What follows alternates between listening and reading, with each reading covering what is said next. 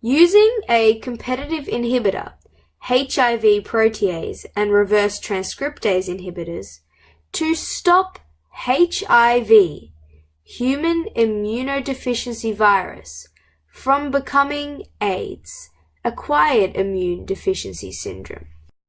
But before we delve into the technicalities of this technology, we must first understand what we are dealing with. So, what is HIV? I hope you know what a human is. Immunodeficiency is when your immune system can't properly fight off infection, and a virus infects you and multiplies only in the living cells of a host. HIV is a lentivirus, meaning a retrovirus with a long incubation period, causing chronic, progressive, and usually fatal diseases.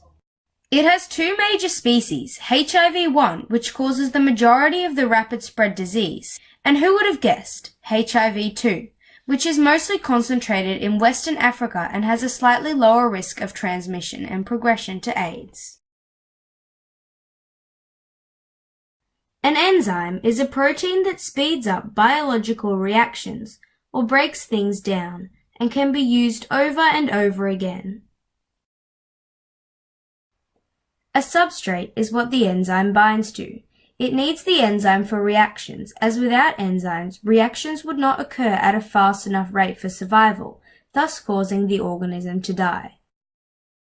A competitive inhibitor, or selective inhibitor, is manufactured to fit specific enzymes' binding sites and compete with their substrates. Once binded to the enzyme, the competitive inhibitor doesn't do anything.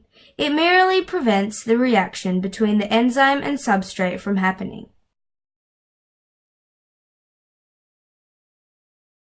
Usually, the enzyme binds to the substrate at the binding site or active site, and the reaction goes as planned.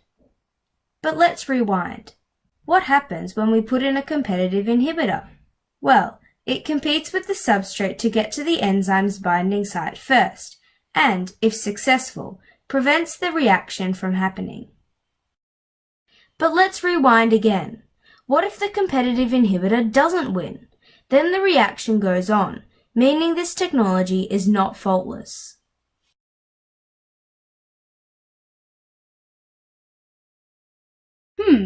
It's almost time for my doctor's appointment. I wonder where it is. Ah, look, how convenient. It's being built right in front of me.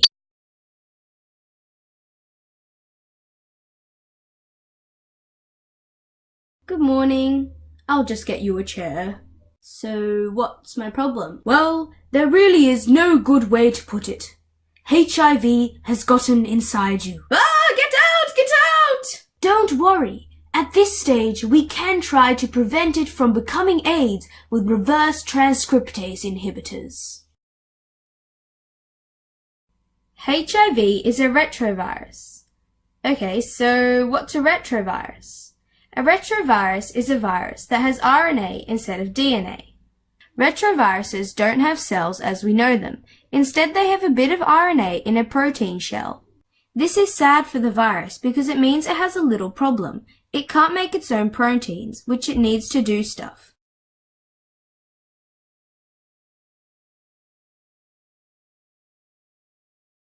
So a normal virus has a solution. It will just insert its DNA into another living thing's cell. Your DNA probably has lots of little bits of viral DNA within your DNA. So why aren't you sick all the time? Well, these viruses are dormant. An old person may have lots of bits of dormant viral DNA within their DNA, but a young person probably won't have as many. Good news for us, we aren't permanently sick because viruses need to be triggered before they start making lots of proteins and be active, like volcanoes. So back to HIV. HIV, once triggered, makes proteins that attack the immune system. Once HIV is triggered and is synthesizing these proteins, the person has acute HIV infection. There is no cure for this because HIV DNA is already in the person's DNA. So back to HIV. I already mentioned that the HIV virus is a retrovirus, and therefore has RNA. It doesn't have any DNA, so it can't just insert its DNA into a cell because it doesn't have any. But how does it get into the DNA? It has to change its RNA into DNA first. HIV can't change its RNA to DNA by itself. This is done by a protein, an enzyme to be exact, and to be even more exact, an enzyme called reverse transcriptase. Reverse transcriptase turns RNA into DNA so that this DNA can be inserted. But what if we stop reverse transcriptase from attaching to HIV in the first place? Well, that's exactly what they did, and they created a competitive inhibitor for reverse transcriptase. If successful, then HIV wouldn't be able to get into someone's DNA because there isn't DNA and it can't be inserted as RNA.